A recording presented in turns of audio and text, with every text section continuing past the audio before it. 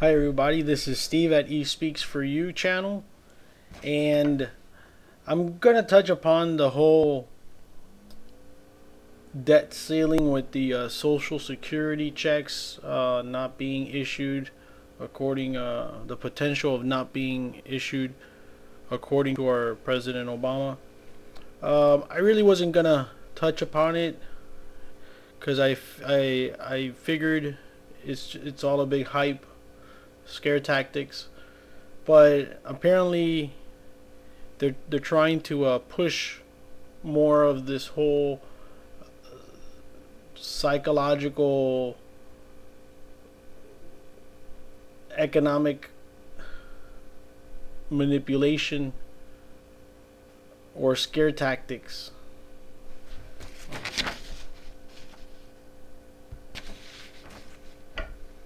Hi everybody, this is Steve at E Speaks For You channel, and originally I wasn't going to talk about this because I felt it was just a big scare tactic, but it seems that they keep bringing it up, and wanted to just inform everybody of what's really going on, and just to wake people up a little bit.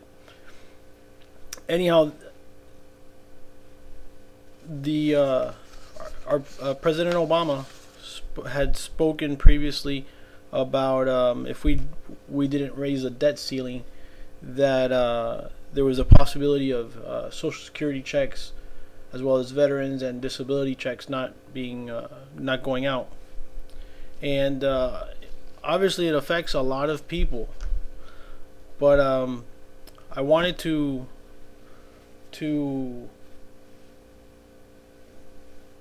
reassure people that they are going to be getting their checks, and the only way that they would not be getting their checks is if Obama himself orders the checks not to be sent. And the reason I know that this is all a lot of hype is because I was based on what a lot of investigative reporters and people have looked into. I did, based on what their sources, I decided to do a little bit of my own homework, and I did find the source that many people are referring to, and that is by I have it right here in front of me, and that is by a law professor, Michael McConnell, also a former federal appellate judge. He explains why Obama is wrong. I'm just going to read right into it.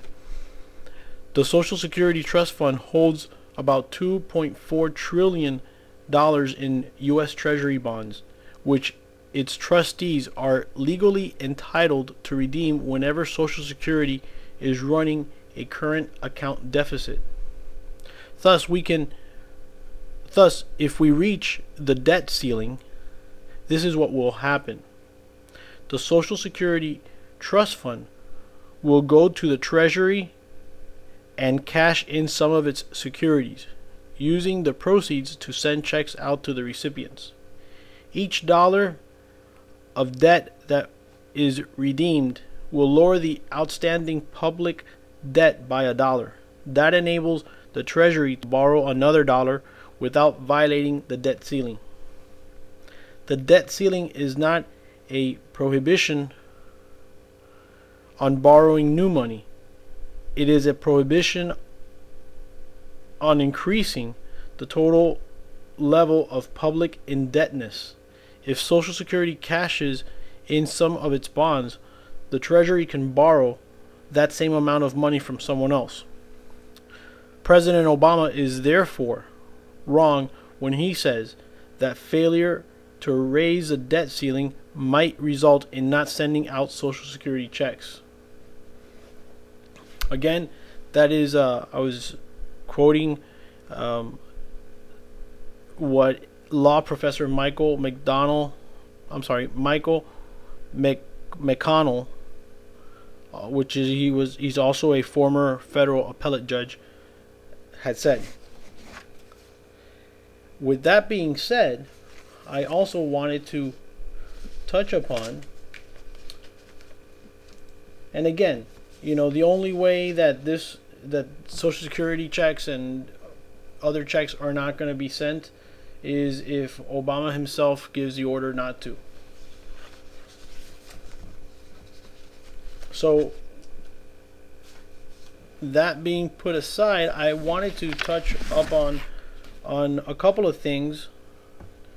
Number one, I wanted to mention that it is to my understanding that most of President Obama's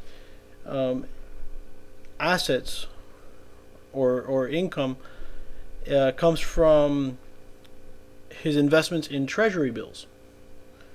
Treasury bills, treasury notes, bonds, and he has a substantial amount of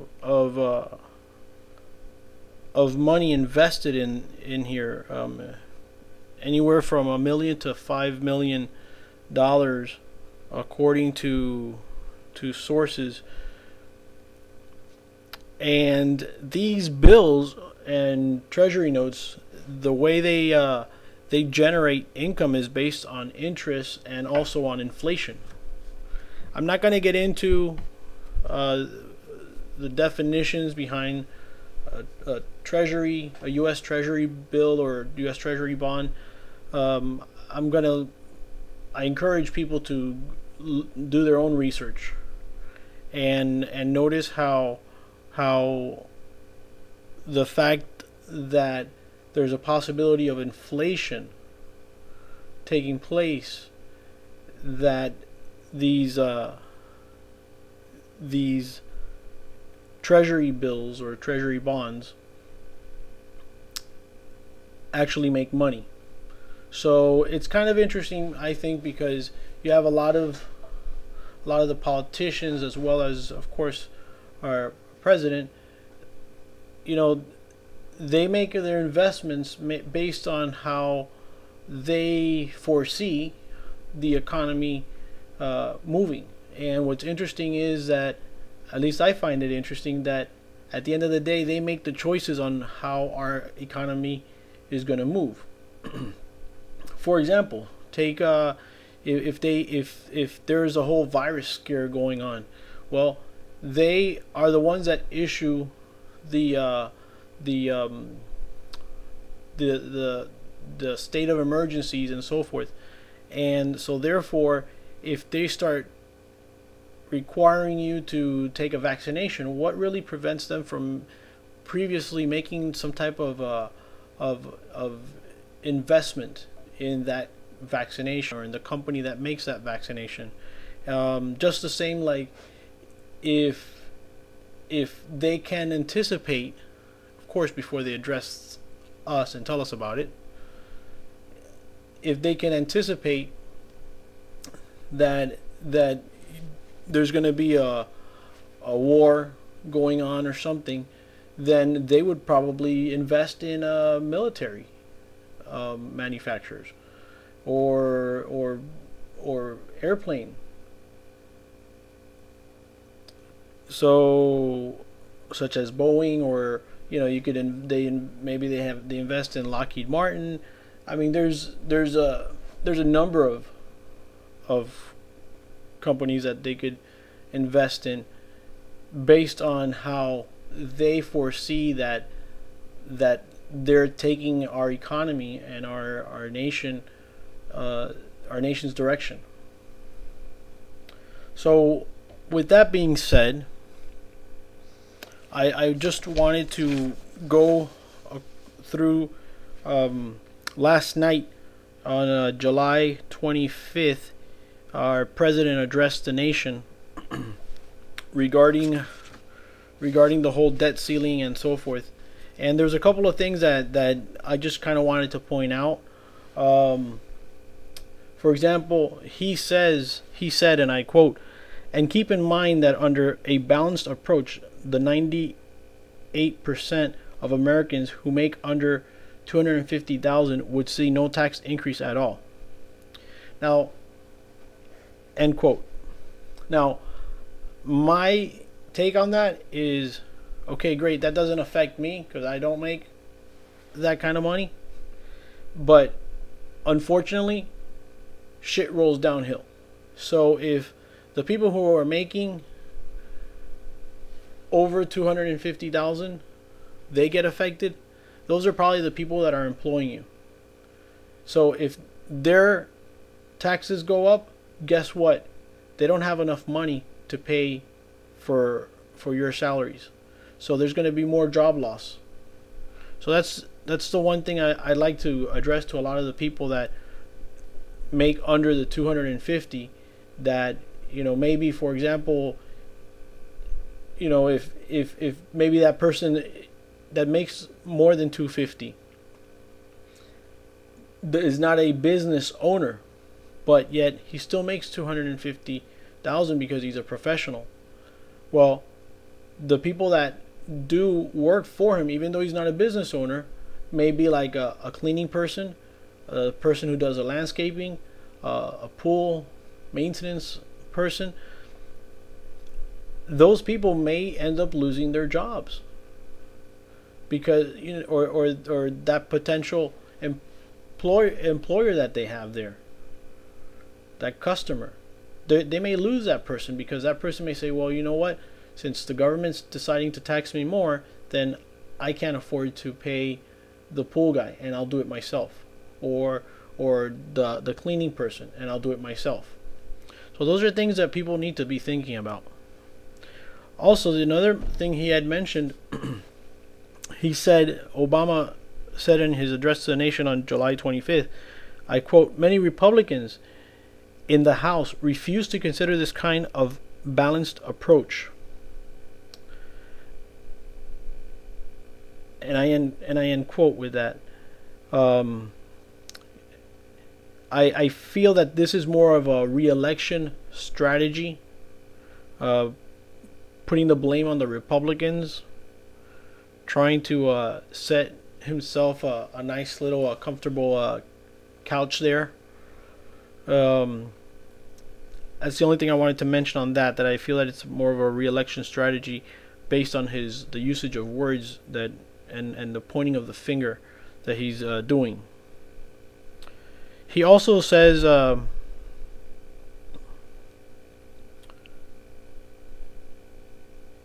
that raising, I quote, raising, he says, I quote, "Understand, raising the debt ceiling does not allow Congress to spend more money. It simply gives our country the ability to pay the bills that Congress already has racked up." I end quote. And the way I see that is that he's basically mixing apples and oranges. He's trying to mix in various things, and that's why he's throwing it that in there that part of the bills is the whole Social Security checks. Well, that's not a bill. There's already a trust fund in place for that, and people that are currently working and working legally actually still get their social security deduction taken from their checks. So I don't see how one thing relates with the other. It's just the whole tactic for confusing people.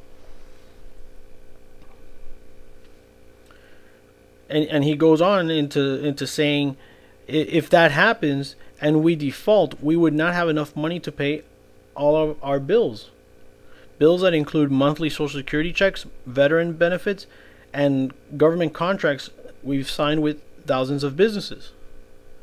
Well, I can see what you're saying about the government contracts, but as far as our Social Security checks goes, I mean, there's a fund for it.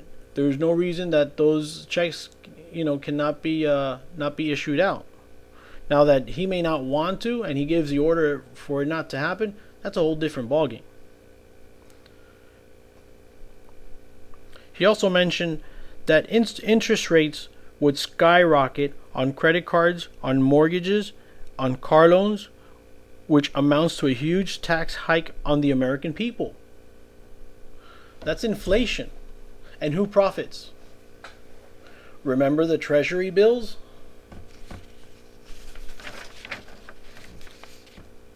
And finally, he mentions that we can't allow the American people to become collateral damage to Washington's political warfare. Well, how about the word economic warfare? Fearmonger, scare tactics. That's exactly what he's playing. Anyhow, those are just things that I wanted to bring up. Again, I didn't really want to get into this.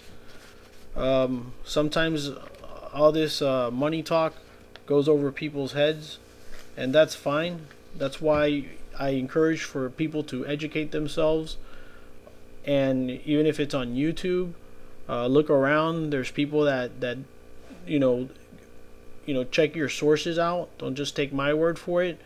You may want to investigate some actual scholars and professors and specialists, and that are not really geared towards a political party. Just try to be more in the middle.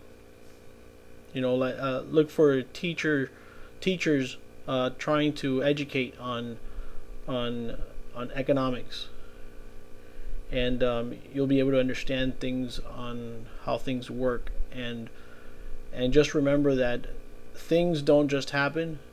Everything happens for a reason, and the person behind the big screen is the one that knows exactly what direction everything is moving towards, and it's only going to profit that person and the person that surrounds that individual. Again, this is Steve at E Speaks For You channel. Hope you enjoyed it. Feel free to spread it around. And once again, thank you.